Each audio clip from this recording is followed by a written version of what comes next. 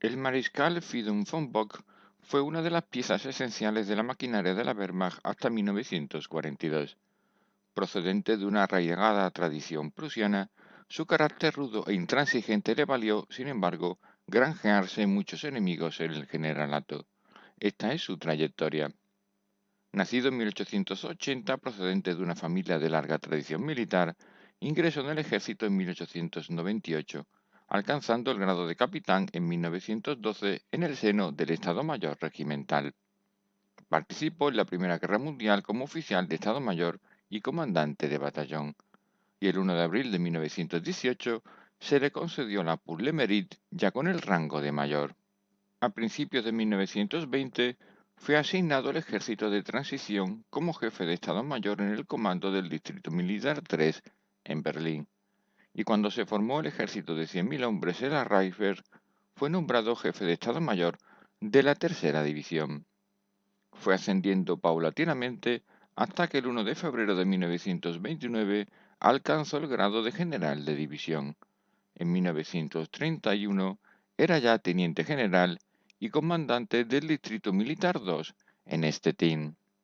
Fuertemente nacionalista y de carácter complicado, no obstante, cuando llegó Hitler al poder en 1933, se mostró neutral y altamente profesional, sin intención alguna de afiliarse al partido.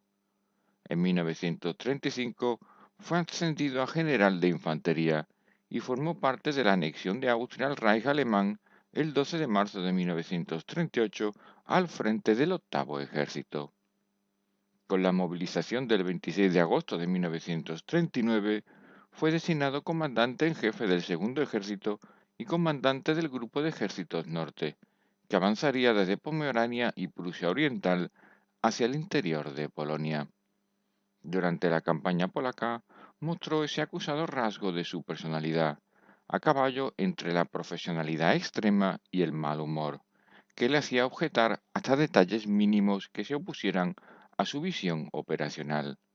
No obstante, su dirección en Polonia fue impecable, lo que le valió el mando del Grupo de Ejércitos B en la campaña occidental. El 14 de junio de 1940, tras la invasión de París, inspeccionó el desfile de tropas alemanas por el Arco de Triunfo. En efecto, durante la segunda fase de operaciones en el oeste, Bock, con 3 ejércitos y 2 grupos Panzer bajo su control, invadió el oeste de Francia. Después de que los franceses capitularan, Bock fue ascendido a mariscal de campo el 19 de julio de 1940. Después de esto, comandó brevemente las fuerzas de ocupación en Francia, pero se volvió tan odioso que Hitler lo transfirió de regreso a Polonia, donde dirigió las defensas en la frontera oriental. El mariscal de campo von Bock se opuso en un principio a la invasión de la Unión Soviética en 1941. Sin embargo, su cuartel general, ahora llamado Grupo de Ejércitos Centro, tenía el objetivo más importante de la campaña: Moscú. Originalmente se le asignaron 51 de las 149 divisiones alemanas comprometidas con la Operación Barbarroja, incluidas 9 divisiones Panzer y 7 motorizadas. A pesar de su pesimismo sobre las posibilidades de Alemania, a Bock inicialmente le fue muy bien en la invasión, tal vez incluso mostrando destellos de cierto genio militar. Menos de una semana después de que comenzara la campaña, las puntas de lanza Panzer de Bock se acercaron a Minsk, 190 kilómetros detrás de la frontera soviética. Hitler se puso nervioso por su propio éxito y sugirió que Bock cambiara a un envolvimiento mucho más corto. Bock protestó tan enérgicamente contra esta timidez que Hitler lo dejó salirse con la suya. En efecto, Minsk fue rodeada el 29 de junio y la batalla terminó el 3 de julio. Bock había capturado a 324.000 hombres y capturado o destruido 3.300 tanques y 1.800 cañones. Encabezadas por sus 2 grupos Panzer bajo Hermann Hoth y Heinz Guderian, las fuerzas de Bock continuaron ganando victoria tras victoria en varias batallas importantes de cerco. En la bolsa de Smolensk, que fue despejada el 5 de agosto, tomó 310.000 prisioneros y capturó o destruyó 3.200 tanques y 3.100 cañones. Por su parte, en la batalla de Roslav, que finalizó el 8 de agosto, tomó 38.000 prisioneros y capturó o destruyó 250 tanques y 359 cañones. En la bolsa de Gomel había capturado 84.000 prisioneros, 144 tanques y 848 cañones para el 24 de agosto. Para la última semana de agosto, Bok había avanzado más de 550 kilómetros y estaba a solo 200 kilómetros de Moscú. Por otra parte, sus relaciones con Guderian eran excelentes, ya que lo consideraba tan intrépido y ambicioso como él. En su progresión había infligido más de 750.000 bajas a los soviéticos y capturado o destruido unos 7.000 tanques y más de 6.000 cañones, mientras que el grupo de ejército centro había perdido menos de 100.000 hombres. El camino hacia la capital soviética quedó abierto cuando, para disgusto de von Bock y pese a sus protestas, Hitler desplazó el foco de la guerra hacia el norte y el sur, contra Leningrado y Kiev.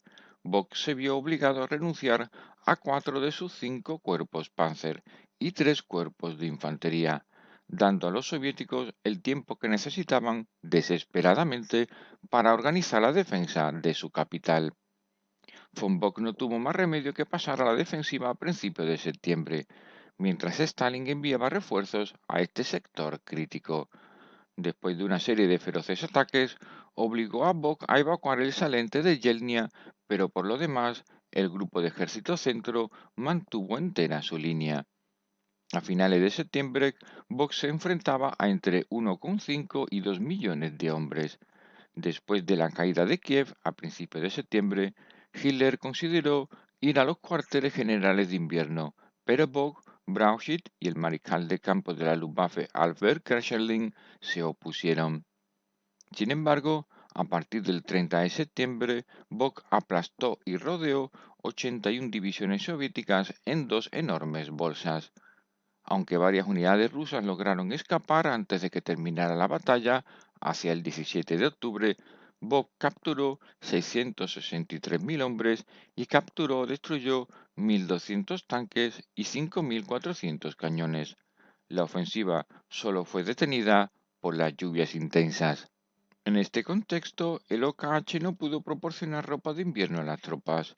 Rundstedt y Lipp, los otros dos comandantes de grupos de ejércitos en el este, ahora querían pasar a la defensiva, pero Bock insistió obstinadamente en que se reanudara el avance tan pronto como el suelo se congelara. El avance se reanudó finalmente el 15 de noviembre. Los soldados alemanes hicieron un esfuerzo magnífico y avanzaron hasta incluso 8 kilómetros del Kremlin. Sin embargo, no se pudo tomar Moscú y la terquedad de Bock hubo puesto en gran medida en peligro a todo el grupo de ejércitos. Tras la ofensiva soviética, Bock sufrió la primera derrota de su carrera. Cuando el desastre se acercaba a sus divisiones, la reacción de Bock fue ponerse en contacto con el coronel Rudolf Schmutt, ayudante personal de Hitler, y quejarse del deterioro de su salud. El 18 de diciembre de 1941, el mariscal de campo Keitel telefoneó y dijo que Hitler le sugirió que se tomara una licencia para recuperar su salud. Bock aprovechó la oportunidad y fue reemplazado ese mismo día por el mariscal de campo Günther von Kluge. El mando de Bock en 1942 se caracterizó por una cautela mucho mayor que antes. El mariscal de campo obviamente se había visto muy afectado por su derrota en Moscú. Cuando los soviéticos lanzaron su ofensiva de primavera el 12 de mayo, Hitler rechazó varias solicitudes nerviosas de Bock y no autorizó comprometer sus reservas hasta el 17 de mayo, cuando los soviéticos estaban a 15 kilómetros de Kharkov.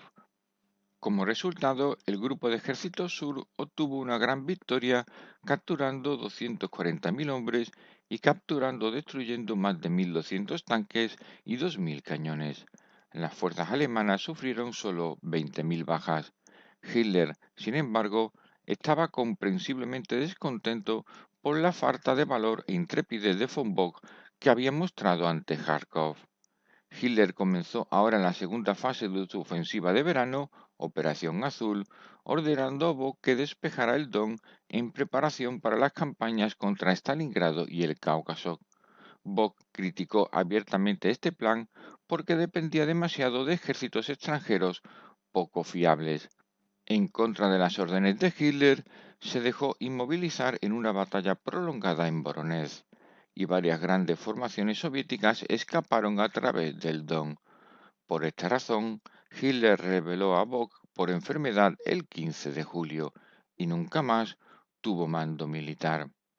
El 4 de mayo de 1945, su automóvil, que estaba camino de Kiel, fue atacado por un cazabombardero británico y muerto junto a su esposa e hija. Finalmente, indiferente a la buena comida, podía ayunar durante días y aún así cumplir con su deber de manera exigente, incluso fanática, extremadamente ambicioso, arrogante, obstinado y sin sentido del humor. Solo Guderian y Manstein lo soportaban.